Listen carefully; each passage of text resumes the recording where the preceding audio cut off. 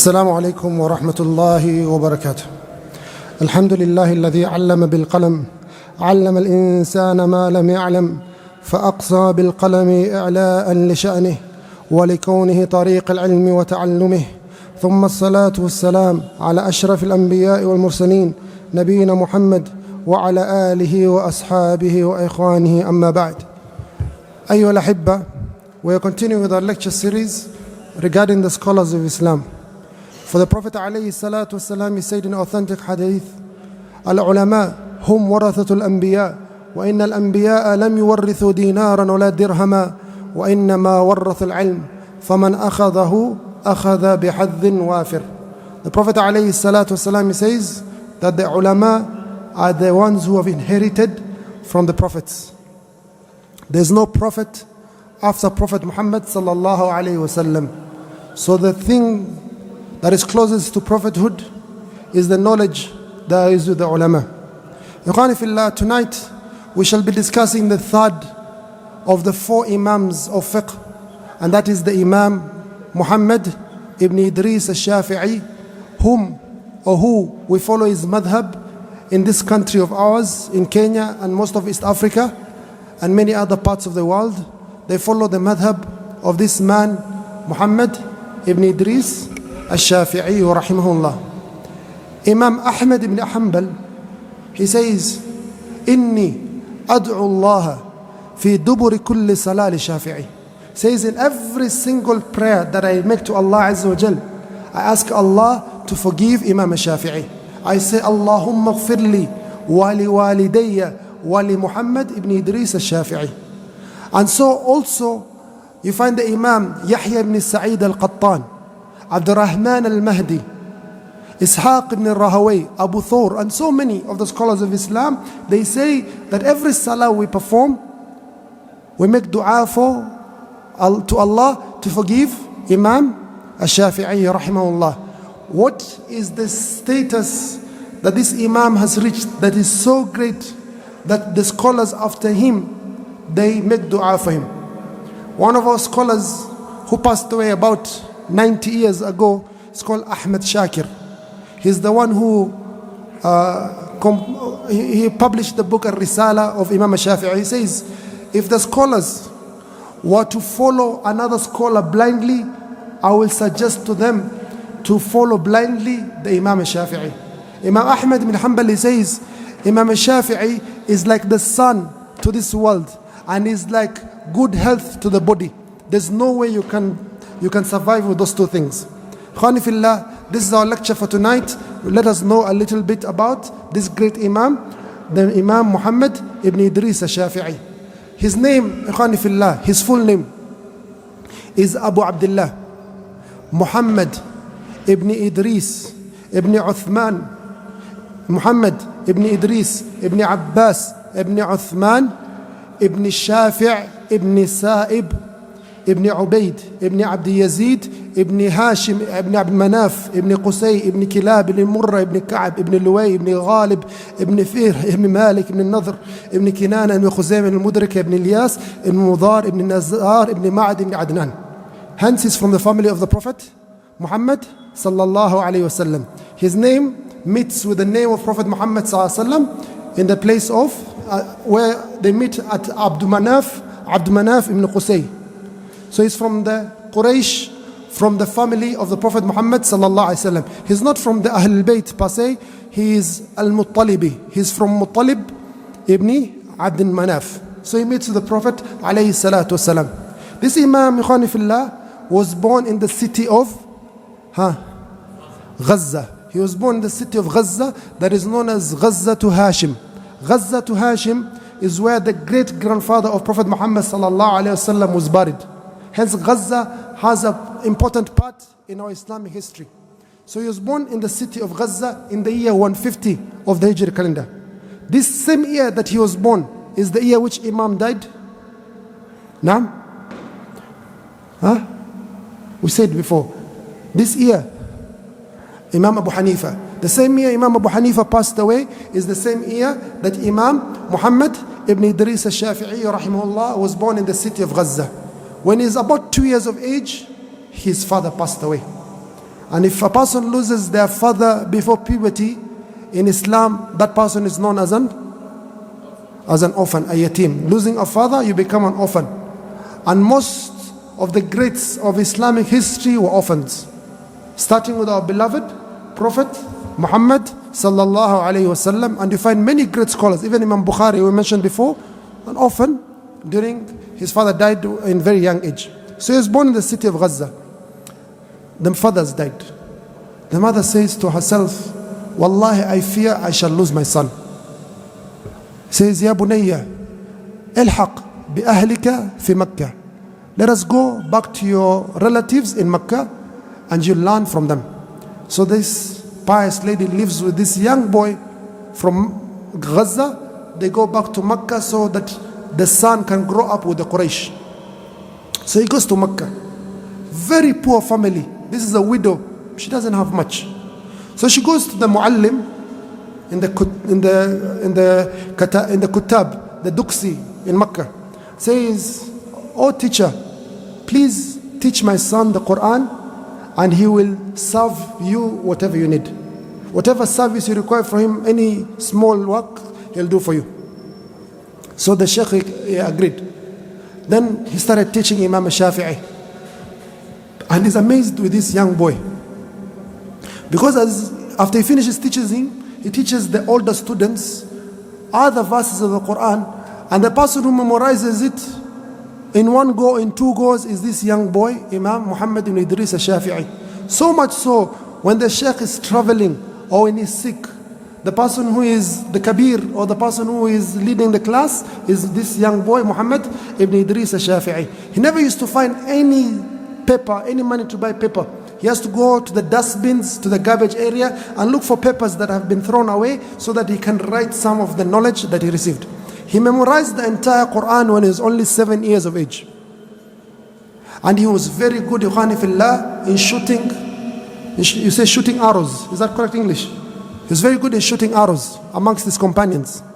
The Prophet alayhi salatu wasalam, he says, "Ala inna al-quwwata ar-rami."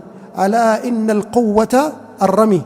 That the strength of the Muslims is in firing. So it is incumbent upon every Muslim, upon our religion, that they should learn how to shoot. So this man, this young boy, Imam Muhammad ibn Idris Al-Shafi'i, when he used to shoot with his companions, out of every 10 shots, 9 he will hit the bullseye. 9 out of 10 he will hit the bullseye. So his mother told him, you need to go learn the Arabic language. So he goes to the Badia, to the rural areas, and he learns the Arabic language, the pure Arabic language that has not been mixed.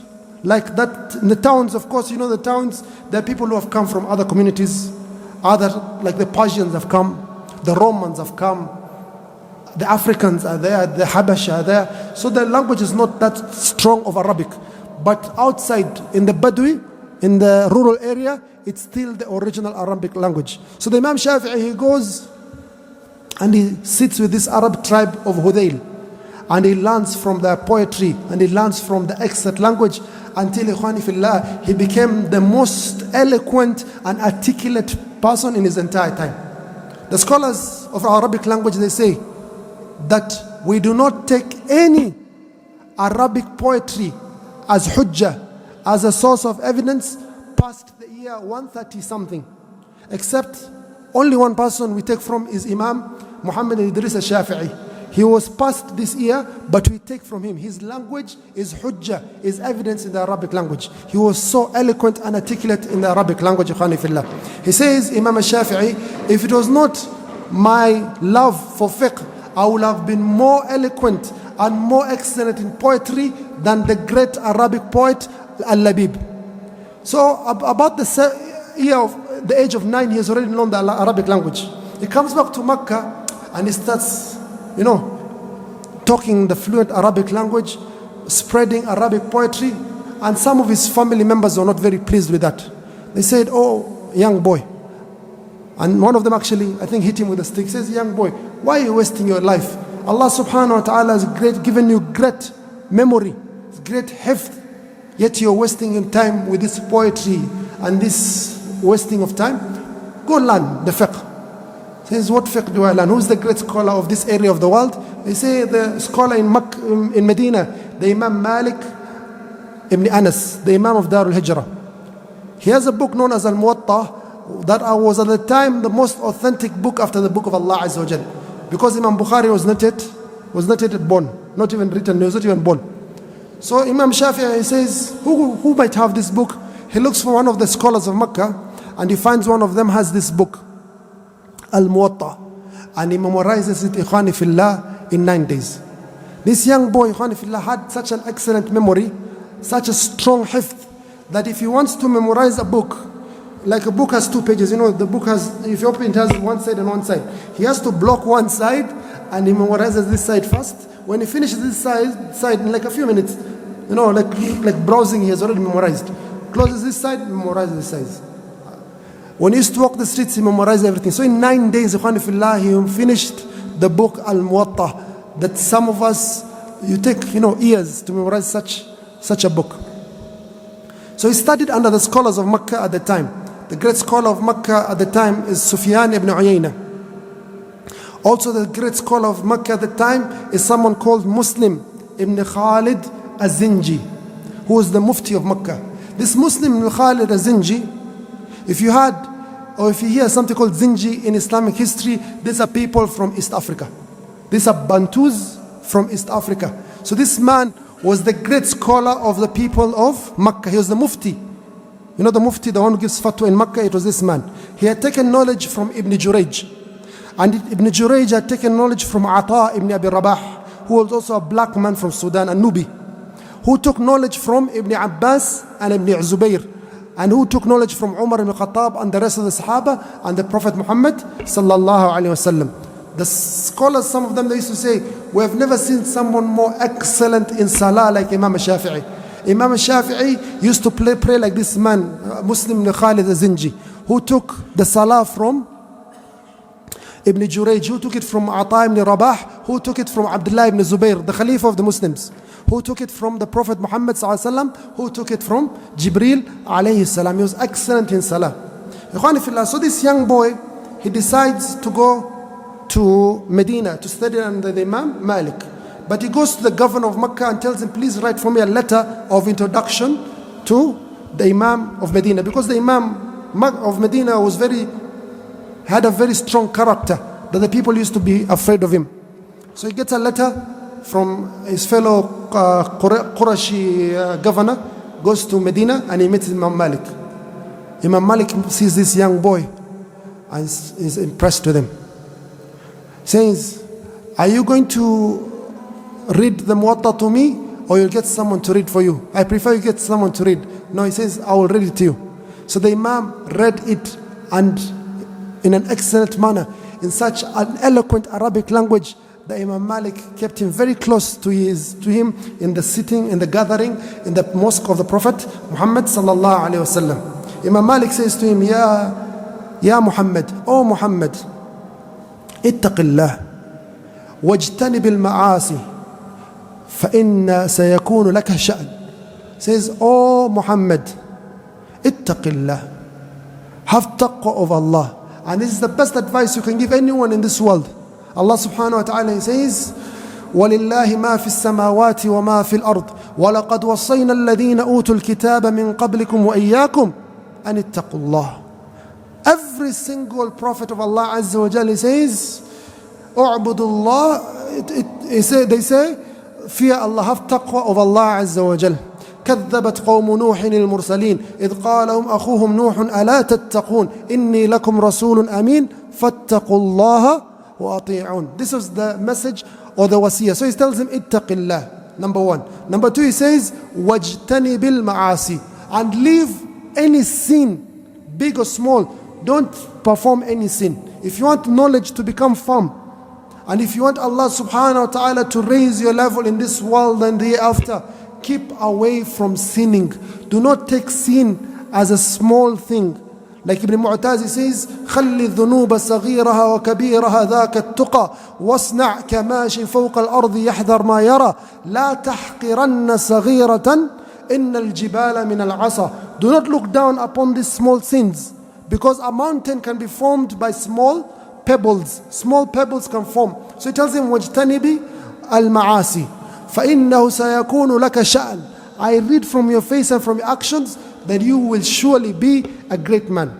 So he studies under the Imam Malik in Medina, the Muwatta, until the Imam passes away. Imam Shafi'i is in Medina, the year 179 of the Hijr calendar.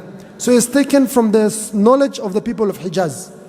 He says, لولا سفيان بن عيينة ومالك بن أنس لضيع علم العلوم من الحجاز. He says, if it was not for Sufyan ibn Uyayna, the Imam of Mecca, and Malik ibn Anas, the Imam of Medina, knowledge would have been lost in this holy area, in these holy cities. So he's taken from the people of Hijaz, who are famous for being the people of Hadith, the people of Athar, the madrasa, or the opinion of people taking the Hadith. Thereafter, he goes to Yemen for a while. There he has some interesting experiences. For example, he had studied a book known as Al-Firasa. Al-Firasa, Ikhwani Fillah, is if when you read someone's face, you can tell someone's behavior or character based on just reading his face. You just see someone for the first time and you know this person is of such and such and such a character. So he had read this knowledge. So in Yemen, he sees a man who has a particular type of body structure. Number 2, he is blonde. Number 3, this man has blue eyes. Imam Shafi'i, based on what he's learned from knowledge of reading people's faces, he says that this man is not a good man. I better keep away from him. But this man goes and greets Imam Shafi'i and welcomes him in the best of manner. He says, I have a place you can stay. Welcome, O Imam. And he welcomes him. And the Imam stays in Yemen, in the residence of this house. He is served well, he is taken care of well. Imam Shafi'i says, what is this knowledge of reading faces that I studied? There's no benefit in it. After 3 or 5 days he has stayed there. He says to this man, Shukran for your hospitality. You are an excellent man. If you come to Mecca, make sure you ask for Muhammad ibn Idris. I will surely pay back the good you have done to me. He says, okay, that's okay. But you have a bill to pay. What is this bill? He says, you stayed for X number of days. Each day I'm charging you 1 dinar. The price is not even that much. 1 dinar is a gold coin. A gold coin is about 4 grams. 4 grams, and in one night you're charging me about 40,000 Kenya shillings. About 300 and something dollars. How is that? He says, that's not only that, I gave you food. You pay for it. I gave you a pillow. I gave you a drink of water. That 1 hour, 2 hours I spent doing this and this and this. He's brought a long bill. Imam says, Wallahi inni ashhadu annaka min akhbath nas. I bear witness that you are one of the worst people I've met in my entire life. And he pays the money and he leaves. After that, Ikhwani Fillah, he goes to Iraq to study under the companion of Imam Abu Hanifa. For Imam Abu Hanifa had 2 great companions. Abu Yusuf al-Qadhi, he had a companion known as Abu Yusuf al-Qadhi, and also Muhammad ibn Hassan al-Shaybani. So he goes to study under Muhammad ibn Hassan al-Shaybani rahimahullah and studies under him. He becomes even more famous than his sheikh because of his excellent memorization. People become jealous of him and they try causing a fitna, so much so that the Khalifa Harun al-Rashid has Imam Shafi'i taken in prison and thrown in jail. A few days or weeks or months later, Imam Shafi'i is brought. Says, we have heard that you want to overthrow the government because you're from Quraysh. That you're claiming that you want to be the leader of the entire Muslim world because you're from Quraysh. Says, Wallah, I have no such intention. And you can ask my sheikh who's beside you, Muhammad bin Hassan al-Shaybani, who was spending on me in seeking knowledge, if I had such an intention. He will surely know. Says, Wallahi, this young man has just come to study the deen and he has no political intentions. So Imam Shafi'i rahimahullah, he studies under the people of Iraq and he also starts teaching many of the people of Iraq. From amongst his famous students in Iraq, Ikhwani Fillah, is Imam Ahmad bin Hanbal. So all these 4 madhabs are connected. There should be no conflict amongst us as Muslims. Imam Abu Hanifa had two students, Abu Yusuf and Muhammad bin Hassan. Muhammad bin Hassan studied under Imam Malik. Imam Malik is the Sheikh of Imam Al-Shafi'i. Imam Al-Shafi'i's Sheikh is also Muhammad ibn Hassan. Imam Shafi'i is the Sheikh of Ahmad ibn Hanbal. So all these madhabs are connected. So why should we have conflict between of madhabs? I understand, Ikhwan Fillah. There's that connection between all the four madhabs. Imam Abu Hanifa, Imam Malik, Imam Shafi'i and Imam Ahmad ibn Hanbal. So from his famous students, Imam Ahmad ibn Hanbal, who prays for him every salah. Then you have Ishaq ibn Rahowi, also the Imam. You have Al-Humaydi, Abu Bakr, Abdullah ibn Zubair from the scholars of Makkah. You have Al-Karabisi. You have Al-Za'farani. You have many greats of Islamic history who are his students. So he studies and he teaches the people of Iraq. One day he goes to the house of Imam Ahmad bin Hanbal and he eats supper. Eats all the food he's given Imam Shafi'i. After that, he goes to his room and does not wake up for Qiyamul Layl apparently. So the young daughter who had the father Ahmad bin Hanbal always praising Imam Shafi'i wonders how, number one, he overate. Number two, I didn't see him praying Qiyamul Layl. Number three, he comes out at Fajr time, he is not taking wudu. So she wonders, tells the father, "Father, please find out why this Imam is not like what you told me about." So the father goes to the Imam and in a way of wisdom finds out that this Imam did not sleep the entire night. He was thinking about a single hadith of the Prophet ﷺ, where the Prophet ﷺ says, "Ya Aba Umair, ma fa'al al-Nughayr." O Abu Umair, what has Nughayr done? And he says, from this hadith, I have gotten 72 benefits. O Abu Umair, what has Nughayr done?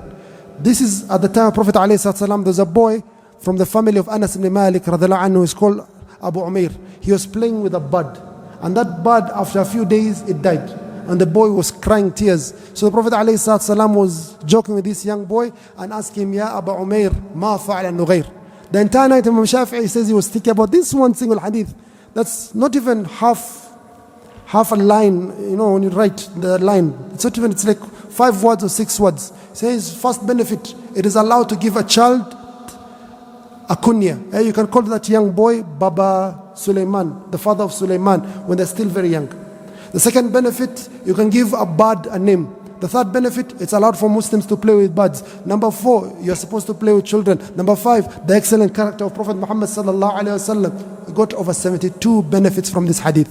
That's the reason he didn't sleep the entire night. If he didn't sleep, of course he didn't break his wudu. And seeking knowledge is better for you than even the Qiyamul Layl. The best nafila or the best voluntary act of ibadah is seeking knowledge.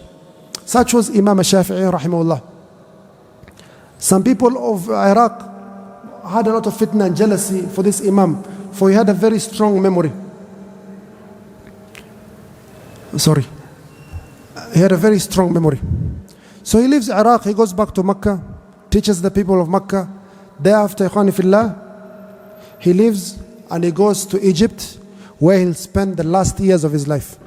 Before we talk about how he spends the last years of his life, Ikhwani Fillah, this Imam, in the month of Ramadan, he will also complete the Quran 60 times. Once during the day and once during the night. He was a person of the Quran also. Completing the Quran in the month of Ramadan, how many times? 60 times. And it said he was completing it in prayer. Number 2, sometimes the leaders will give him donations and gifts. Once he was given like 50,000 dirham, silver coins, or dinar, gold coins. Within a day, all that money is finished. He has distributed to the students of knowledge, to the fuqara, to the masakin, to the widows, to the orphans. He was very generous. Very generous, ikhwani fillah. That was an attribute of Imam Shafi'i. Also very articulate, as we mentioned, the Arabic language. Very good in archery. He was very eloquent and very intelligent. Imam Ahmad ibn Hanbal, when he was in Mecca, he says to his colleagues, "Let us go study under this young boy from Quraysh." The people say to him, "Why are you going to this young boy, yet you have a great scholar like Sufyan ibn Uyayna, who Allah has given, he has reached almost the age of 100, Imam Sufyan ibn Uyayna. And he has hadith where between him and Prophet Muhammad sallallahu alaihi wasallam is only 2 people.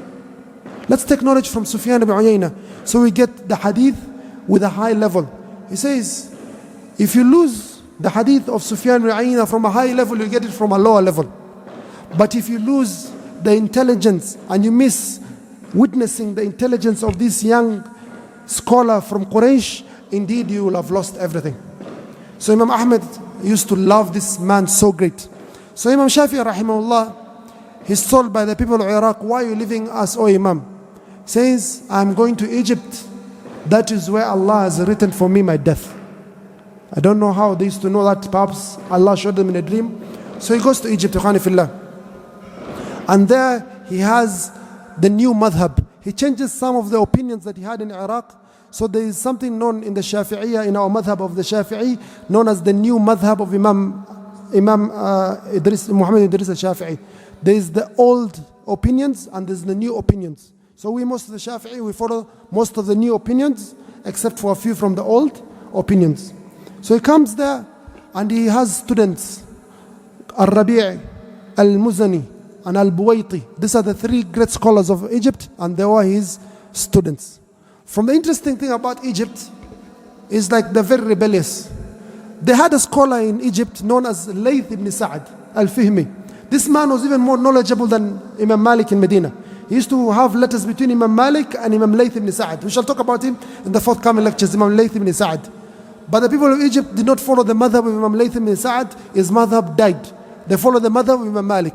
So when Imam Shafi'i comes, the people are very happy and very glad that a student of Imam Malik has come. And that's why following the madhab of Imam Malik. Short while later, they discover that Imam Shafi'i is going against Imam Malik in some opinions.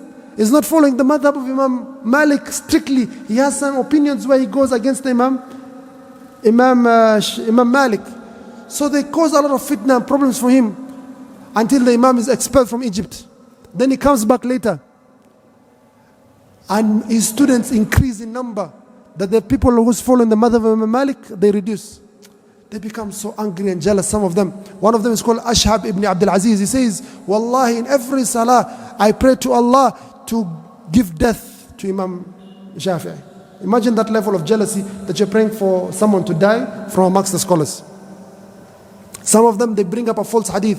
They says, سيخرج من هذه الأمة رجل اسمه محمد إدريس هو شر من الإبليس. There shall be a person who will come out of this ummah. His name is Muhammad Idris. He is more evil than the Iblis, because of the blind following of the madhab that the deen does not allow. Imam Shafi'i says, if hadith is confirmed, that is my madhab. And for us, all the Muslims, we say the same thing. If you have a scholar saying one opinion and the hadith say the other opinion, who will you keep first? The Prophet ﷺ or the scholar? The Prophet ﷺ. Yes, that scholar might not have heard of this hadith. Possible? Perhaps he might have thought that this hadith is not authentic. Is that possible? Perhaps he didn't understand the hadith well. He didn't see this point of benefit based on, there's so many other excuses you can give to them. But the thing that you do not accuse most of our scholars is that they do not reject the hadith of Prophet Muhammad ﷺ intentionally. They don't do that intentionally. But you have had the hadith that says X, Y, and Z, but you choose not to follow that hadith because of your desires. You say, Inna wajadna aba'ana ala ummah. We found our fathers doing such and such, and we shall be following them. That's not the case. So Imam Shafi'i rahimahullah, he lived in Egypt, went through a lot of trials. As the Prophet ﷺ, he said, أَشَدُّ النَّاسِ بَلَاءً الْأَنْبِيَاء ثُمَّ الْأَمْثَلُ وَالْأَمْثَلُ. That the person who is given a lot of trials in the deen or in this world are the prophets, and then the people who are close to that in Iman. So all of us will be given trials based on our Iman. So he died, the Imam Al-Shafi'i rahimahullah, in the year 204 of the Hijri calendar, and he passed away and was buried in Egypt. May Allah subhanahu wa ta'ala have mercy on the great Imam Muhammad ibn Idris al-Shafi'i. He died the year that his student turned the age of 40.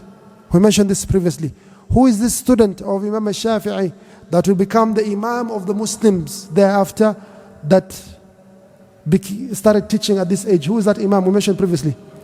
Imam Ahmad bin Hanbal. So Imam Ahmad bin Hanbal became the ulama of the Muslims after Imam Shafi'i died, from the year 204 until the year 241 when he passed away. So if Imam Ahmad was 40 in the year 204, which year was he born?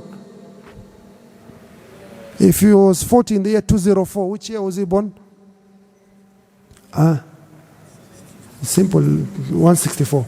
164 of the Hijri calendar. So Ikhwani Fillah, this is one, even sometimes Ikhwani Fillah, if you look at the great scholars of Hadith especially, you'll find many great scholars of Hadith, they follow the madhab of Imam Shafi'i. Ibn Khuzaymah, Imam Al-Aimma, Imam Ad-Daraqutni, Imam Al-Bayhaqi. Continue, Ibn Salah, who has the most important book in Mustalah Hadith. Imam Al-Nawawi, Ibn Kathir, Al-Dhahabi, Al-Mizzi, Ibn Hajar, Al-Suyuti. Find many scholars of Hadith, they follow the madhab of this great Imam, Imam Al-Shafi'i. Sheikh Muhammad ibn Nasruddin al-Albani, one of the great scholars of Hadith in our century, he was asked which madhab is closest to the Sunnah. He says the madhab that is closest to the Sunnah is the madhab of Imam Muhammad ibn Idris al-Shafi'i. So it is time, Ikhwani Fillah, that we know of this great Imam and his great contribution to Muslims, that he passed away in the year 204. We are currently in the year 1446, which is about 1,242 years after he passed away, and we still remember him and we make dua to him. Will I and you be remembered even after 10 years after we pass away? Live 1,200 years.